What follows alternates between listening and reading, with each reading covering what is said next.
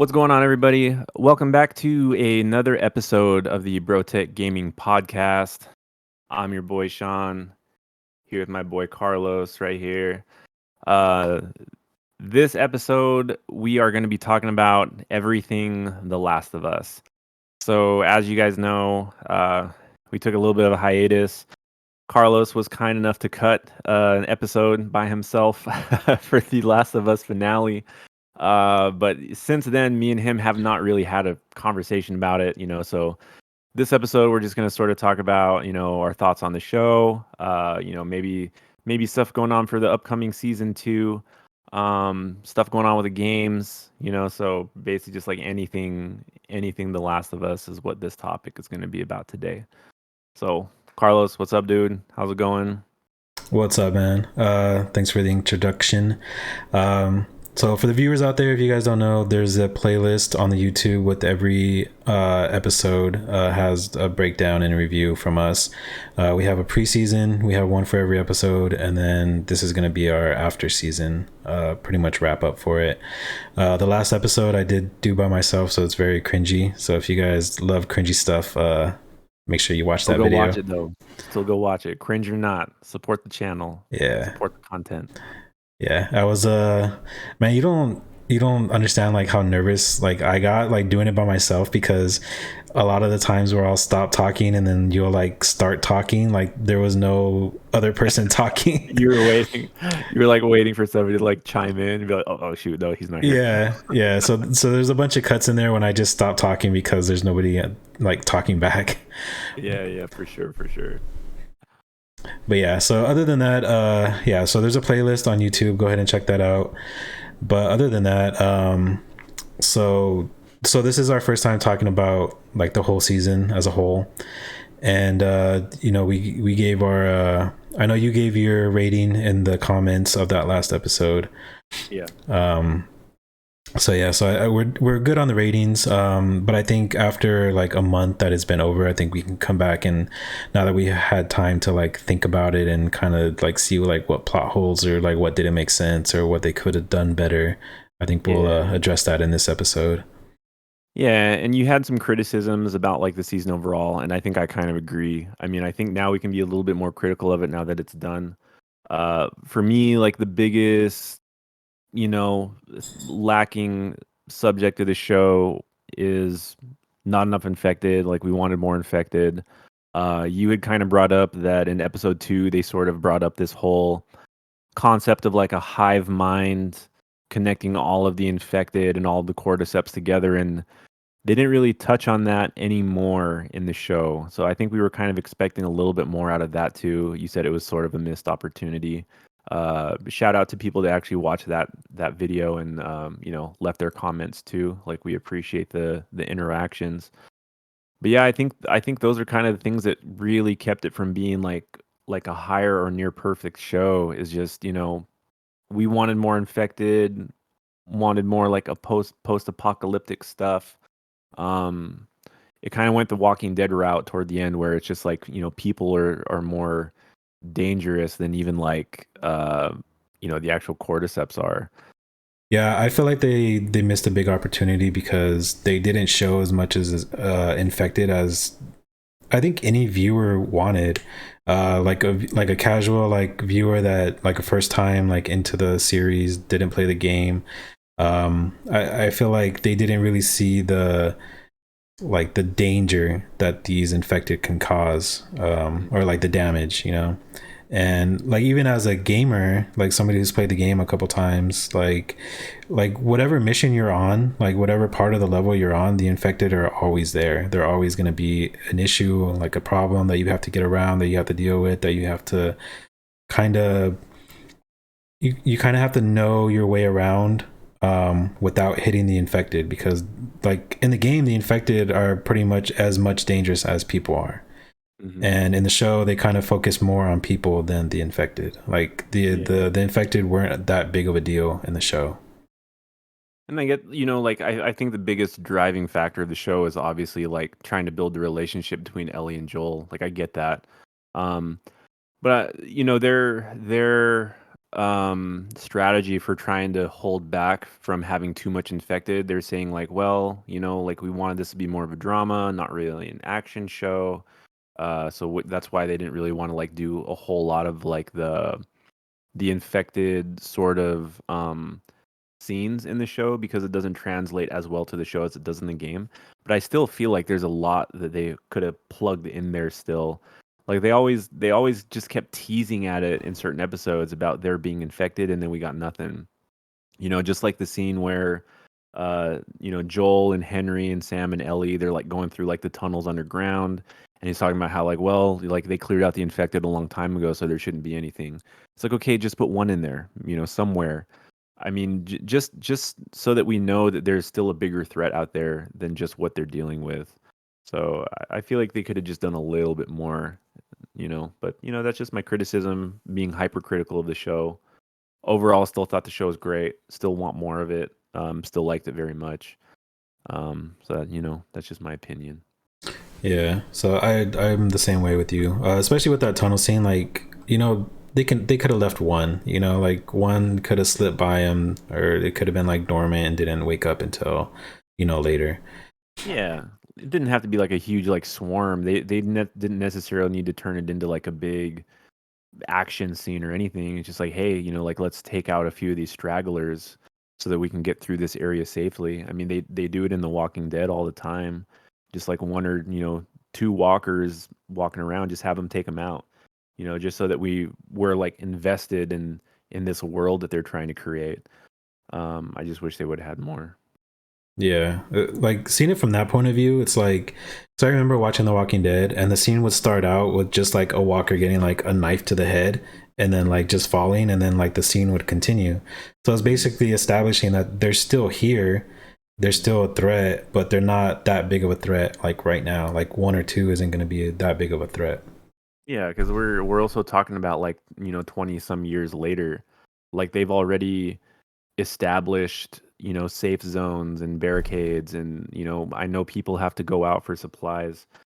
So I think that being said, I'm confident that supposedly season two, they're talking about, there's going to be more infected. You're going to get a broader view of like what's happening in the world, which I'm excited for. So, you know, maybe now that they know the show's so successful, maybe they've got a bigger budget for it, like if it's a budgeting thing. But supposedly season two is going to give us more infected. Yeah, I don't know. I don't think it was a money issue because it's HBO Max. Like, they have Game of Thrones on there, which Game of Thrones had like a huge budget with dragons and stuff like that. And even like when they weren't so focused on the dragons, like the dragons still looked good. Bro, I thought that was like a spider or something on your hat. See a little doggo. Hi, Yeah. Callie. Hey, hi, Callie. Hi, Callie. Creeping me out. But yeah, I don't think the money is an issue for HBO Max. Yeah. But I mean, as long as they've got the same people working on the show, as long as, I mean, say what you want about Neil Druckmann, he's kind of weird, he's kind of all over the place. But if he's going to be the one that's sort of like driving the future seasons, I feel like it can just only get better from here. So I'm kind of excited to see how Bella Ramsey progresses as like an older version of Ellie. I don't think you need to convince me anymore that she's good for the role. The last episode, well, actually, the last two episodes, I thought she brought so much to the table. Like they were probably like two of my favorite episodes out of the whole season. With her progressing and then like Joel going completely like no fucks given, just taking out everybody in the hospital. I thought that was great. So it only makes me more excited for just more stuff coming out. Yeah, for sure. Okay, so with that, I think we can jump into our expectations for season two. Hmm. I'll start off. I think they are gonna do a time jump. They are gonna jump like maybe like a couple years into the future where they're at that camp for a while. Yeah, But I feel like they're gonna do a lot of flashbacks yeah, into that that time jump, and they're gonna kind of show what they go through, maybe with Tommy and stuff like that. Mhm. Because I feel like because of the way that the video game part two like started off, I think they're gonna I think they're gonna like detour from that storyline. I don't think Mhm. they're gonna scrap it completely, but I think they're gonna hold off on it as far as like they want. I think they're kinda using season 1 as, like, a pretty good example of, like, what they can and can't get away with. Like, obviously, like, good or bad, I think they're still gonna listen to people's criticisms and fans' criticisms and stuff like that. I don't want them to deviate a whole lot from the main story. Like, I don't necessarily want them to change the story, but if they're really trying to get, like, extra seasons out of Last of Us Part 2, like, they're definitely gonna have to add something to it. So, I hope we don't get, like, what happens with Joel too early in the season. Like, I hope it happens much later in the season. I'm kinda hoping what they do is they just take, like you said, like, maybe do a time jump for, like, the first few years and maybe build on that until maybe, like, the end of the season or, like, season 3, we get, like, what happens to Joel. But, like, Abby had a lot of story in part 2 of, like, her growing up and her having some stuff going on. Like, there was a lot more relationship building going on between, like, Joel and Ellie, like, through her teenage years, before she found out, like, actually what Joel did. So, I don't know. I think there's enough they can flesh out of a second season without it being, like, the fucking doomsday scene that everybody's, so, scared of. Yeah, I'm I don't know. I kind of hope that they do deviate, um, just because. So the first season, we kind of knew what was gonna happen through like every turn, every storyline. We already knew. Yeah. Like so, like I feel like Game of Thrones had the same issue to where they kind of surpassed the books and they're kind of just making up their own stuff. Mhm. But the difference is The Last of Us has way better writers. Mhm. So if they do decide to like switch it up, I feel like they have the writers to be able to do that and still make it a very good story. Mhm. And then that way, for like us gamers, we're not going to be like, like, oh, this is about to happen, or it's pretty much going to be a brand new experience for everybody around. Yeah. So if it happens that way, like I don't mind it, but if it does, if it doesn't like deviate from like that main storyline, that's fine too, because it was still a good story. Yeah, like, the way I kinda look at it is I felt like it was more important to them to stay true to the game for part 1. Part 2, I'm kind of, like, more open to whatever because I know that, like, part 2, like, really, really split the audience, between, like, you either love it or you hate it. People that, like, love part 1, there's a lot of them that hated part 2. So, with that being said, like, I am completely open to how they wanna interpret the second part of the show or the second season of the show. Like, if they don't stick to it, like, I'm totally fine with that as long as they still, like, drive home the core elements of what made part 2 really good. Um, but yeah, I mean, I guess we'll see. I'm just gonna kinda let it be what it is instead of me being so heavily invested. Like, I was kinda stressed out about whether or not season 1 was just gonna be a good season. And now that they did it and now that it's good, I'm like, "Alright, y'all do whatever you want from now on." Like, you satisfied, like, my need for a good adaptation. So, Yeah. So with that, do you have any expectation or not expectations, but like, who do you think they're gonna cast as Abby? I think that's the only thing that's legitimately been talked about so far is just who's casting Abby. Supposedly, according to like insiders and like people that are like following Neil Druckmann, um the actress that might be considered for the role of Abby, her name is Shannon Barry, which I don't know anything about her. Shannon Barry is just like an actress on let's see. I don't know what show she's from.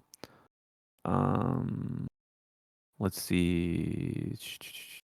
Yeah, I don't know. I don't know what show she's in, but there's a picture of her and she definitely like looks the part of Abby, but she's not like buff and muscular. I don't know like how true they're gonna stay to that. Like if they're gonna make like Abby be just like a straight up, like bodybuilder chick, um, or something like that. But that's the only news I've gotten so far about whether or not they're, casting somebody in the role of Abby. Okay. Yeah, because I've never heard of her either. There was another actress. Her name is Katie M. O'Brien, and right now she's currently in The Mandalorian. And Oh, she's got like short hair, right? Like really short hair, but like she's really like yoked, yeah, right? Okay, okay, I could see that. I was actually talking about that with my coworker the other day. yeah, not I think you might be thinking of Gina Carano. That's not No, no, her. no, not her. Yeah, no, I know who you're talking about. Okay, She got cast as like she has one of those like hair things, like the alien or something. I don't know, she but I know who you're is. talking about. Yeah, she used to be part of the Empire, and now she's part of the New Republic. Mhm. But yeah. Anyways, that's a whole nother show. But yeah, so Mhm. I feel like she would be a good fit for it. She kind of looks like her, and she's already like bulked up, so she wouldn't really need to like. I don't know, dude. Like the way that Abby looks in the game, she kind of looks like a really feminine Rock, but like a white version. Yeah. I mean, you can say what you want to. Like, I don't know. Like, we don't necessarily have to talk about the game and how the game made us feel. Like, I didn't really have a problem with the Abby's character in the game, other than like I was pissed off about, her going like spoilers, everybody that are watching this episode. Abby kills Joel in Last of Us Part Two, and like obviously that pissed me off. But then like I didn't mind playing as her like later on. I kind of adapted to it, seeing things from her perspective and stuff, but I didn't have a problem with like her character design, like her being like a buff or whatever. I think they could have done without the unnecessary like sex scene that was in the game. That was like unnecessary with her like mosquito bites for boobs. But That was so funny because it came out of nowhere. Dude, I don't know what that was. I don't know why that needed to be in the game. Uh, Other than that, I didn't have a problem with Abby's like character design. Like I thought it was fine. Um, I imagine they're probably gonna go a different route for the show. Like they're probably not gonna go so like hardcore with her character. Like they'll probably still keep her more feminine this time. The idea of like casting the girl from Mandalorian to me probably makes more sense from like a diversity standpoint because she's she has like an ethnicity that's not just like your typical like white character like in the game. So I could probably see that happening more so than the other chick that's rumored to be cast as Abby. I don't know.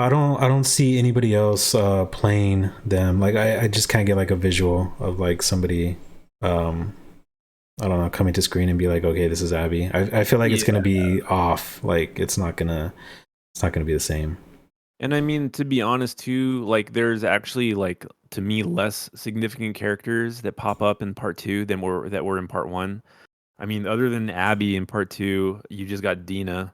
Um, I mean, like they can. I'm sure they'll find like a Dina that they can cast. I mean, they can even use the same actress that like played as Dina, because I think she's actually like an actress and a model in real life. And it's just like the Asian guy that like I can't even remember his name. The Asian dude that's actually like the baby daddy of Dina's baby. Oh, that's right, that's right. Okay, so the only issue that I see with using the Dina actress is that you're gonna have that actress along with what's her name? Bella Ramsey. Yeah, Bella Ramsey. So Yeah. to me it's not gonna look it's gonna look weird. Well, there's an age difference there too, and yeah, they'll probably pick something that's more like relatable to Bella Ramsey, like because they're probably gonna have some intimate scenes and stuff like that. So it needs to make sense.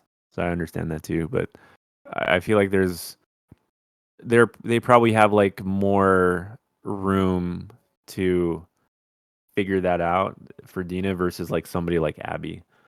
And then whoever the baby daddy's gonna be, whether he be Asian or not, like they don't even need to make him Asian. They can probably cast whoever they want to for that role because even in the game he wasn't super significant. Um, I think the most significant characters being Abby, Joel, and then like we already have Tommy. Like Tommy's in part two quite a bit. So yeah, I don't really know what other characters you need to take into consideration for part two. Yeah, I think that's about it. As far as Which main is why characters. which is why they can probably focus on more infected because there's less people that they need to worry about. Yeah, I hope so. Because in reality, like you're just gonna have Abby's group, and then you're gonna have like Joel and Ellie's group at the camp. So there's gonna be more people at the camp, and then less people with Ellie. I mean, Yeah, Abby. for sure.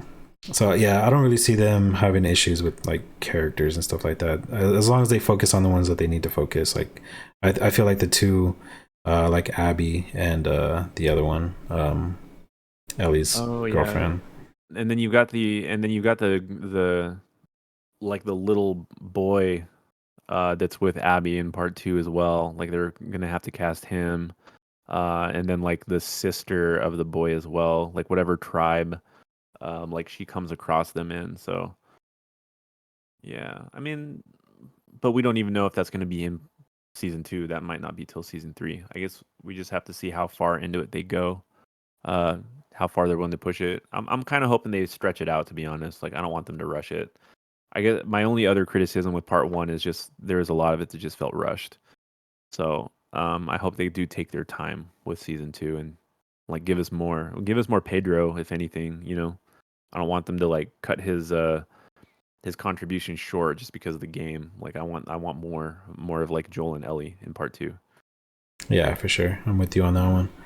Yes, Okay, sir. so continuing on, so we have like what factions we expect in part did you say part two and part three? Yeah, so I mean they've been talking about Last of Us factions for a while. Like supposedly that's the next like big project that Neil Druckmann and Naughty Dog's been working on. I think they've been sort of talking about it ever since um like part two, and I feel like didn't they have something in Last of Us one? Didn't they have like a multiplayer thing in part one that was kind of like short lived? I think they did. I think they've been trying to do part two for forever since the game came out, Yeah, and I think it's either going to come out this year or next year. yeah. So if they come out with like a Last of Us factions, it's like an online survival game. Like, are you gonna play it? Do you think you're gonna want to play it? I'll definitely try it out, but I think it's more like so you know how like Uncharted came out with the multiplayer. It was just like everybody swinging around and like killing each other. Yeah, I feel like it's gonna be the same. with just with Molotovs and bricks. Yeah, yeah. I feel like it's gonna be the same. Just like people sneaking up on people and stabbing them in the neck, and that's it. Yeah. I think that's what's rough, man, is you've got some really great like AAA games with like really good like main stories. But when you translate that to multiplayer, it doesn't always turn out to be very good. It's kind of hard to break into that space if you're not like a Call of Duty or an Apex or a Battlefield and stuff. So if they come out with factions, like I'm definitely gonna check it out. I'm gonna read up on it and see what it is, but like I don't know how much I'll be invested. I think I'd be much more excited for a part three versus like a factions multiplayer game. I'll be more hyped up if they start talking about Last of Us 3, which to this point, like we don't even know. We don't even know if they're even going to do it or plan it. So, So the good thing with the multiplayer, the way that I see it is, it's something that we didn't ask for. mhm. So if it comes out and it's really good, it's just like a extra little like chef's kiss to the game that it made it that much better. And then Yeah. if it's not good, it's like, well, we didn't ask for it, so you know, it's fine if it didn't work out. Like nobody's gonna play it anyways. Like at least we still have the storyline. Yeah, like I'll give it a try. Like if it has like a progression system, like if it has something that I can grind toward, like I'm all for it. The problem that I used to have with a lot of those games that introduced sort of like its standalone multiplayer was you had to like rank your character up, like you had to level up to get like better gear, better loot, and it wasn't as accessible as say like a Call of Duty. Like Call of Duty, like you've got a huge player base with like skill-based matchmaking. Even if you were a lower level with lesser weapons, like you're still getting matched up with people of similar skill set. So that's the problem I've had with other games that try to introduce some multiplayer is it feels very unbalanced. So you got people that have like the best gear, the best loot, and you really can't compete with them or any like progression system they have from somebody at a lower level is gonna like climb that shit like really, really slow before they start to be like relevant. Um, so I guess it depends on how much patience I'll have. If they've got a good progression system that's accessible for everybody, then I'll probably be more like excited to play it. Otherwise, I would just be like, "Hey, give me part three. Like, thanks for this, but I want part three now." Yeah, definitely. Hmm. All right, so yeah, so we talked about the factions. Part three, you know, everybody wants it. We'll see if we actually get it.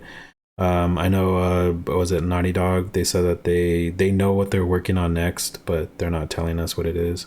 Yeah, we don't know if it's an Uncharted game. Supposedly, it's a teaser that it could be Uncharted, which is like Drake's daughter.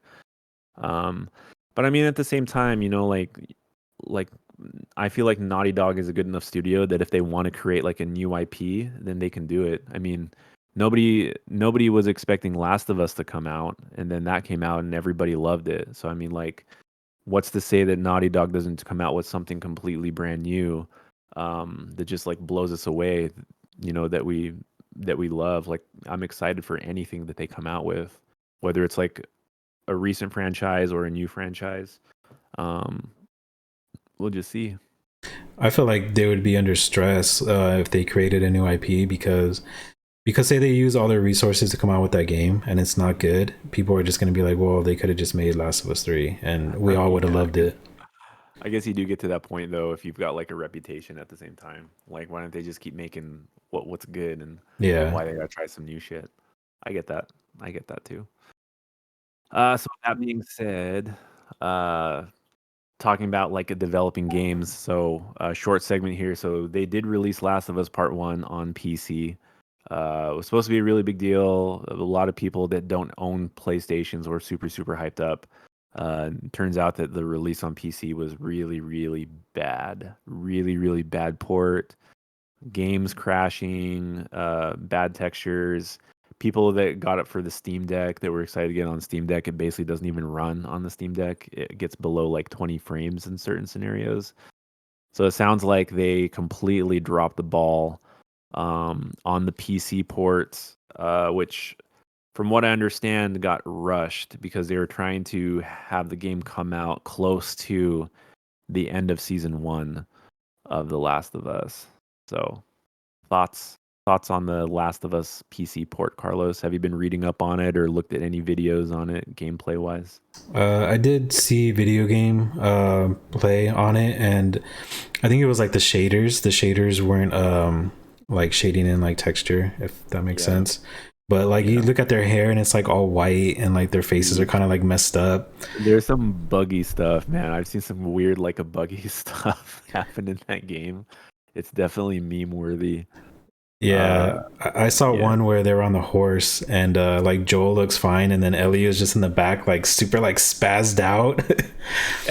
That She would look, like it looks stretched out like Gumby, bro. yeah, that would look. It was super funny. Yeah. But yeah, so I from what I've read, I guess was it like Naughty Dog? They kind of sent it out to a third party so that it Mhm. could get ported.